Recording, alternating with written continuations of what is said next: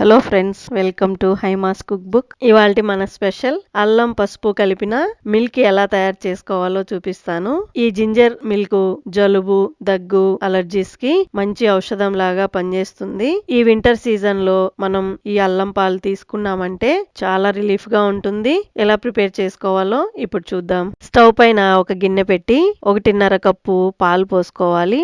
1.5 cup అంటే 300 ml వస్తుందండి. Stove medium heat లో పెట్టి పాలు మరిగించుకోవాలి. మధ్య మధ్యలో స్పూన్ తో కలుపుతూ ఉండండి, లేదంటే అడుగు అంటుకుంటుంది. ఈ అల్లం పాలు సైనస్ అలాగే తలనొప్పి ఉన్న వాళ్ళకు కూడా చాలా మంచిది.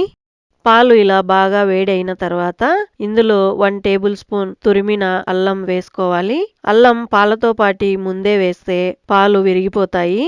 ఒకసారి పాలు బాగా కలిపి స్టవ్ లో ఫ్లేమ్ లో ఉంచి మరిగించుకోవాలి. చూసారు కదా, పాలు అల్లం ఇలా మరిగేటప్పుడు ఇందులో 1/2 టీ స్పూన్ పసుపు వేసి మరొకసారి మిక్స్ చేసి స్టవ్ ఆఫ్ చేసుకోవాలి. Next 1 table spoon brown sugar వేసుకొని బాగా కలుపుకోండి. బ్రౌన్ షుగర్ లేకపోతే ప్లెయిన్ షుగర్ కానీ లేదా బెల్లం కూడా వేసుకోవచ్చు. ఒకవేళ జింజర్ మిల్క్ పిల్లలకి ఇవ్వాలంటే అల్లం కొంచెం తగ్గించి వేసుకోండి. నెక్స్ట్ వేరొక బౌల్లోకి ఈ విధంగా పాలు వడకట్టుకోవాలి. ఇలా వడకట్టిన తర్వాత ఇందులోకి 1/2 టీ స్పూన్ మిరియాల పొడి వేసి బాగా కలుపుకొని సర్వ్ చేసుకోవడమే. మిరియాల పొడి ఆప్షనల్ అండి, కావాలంటే వేసుకోవచ్చు.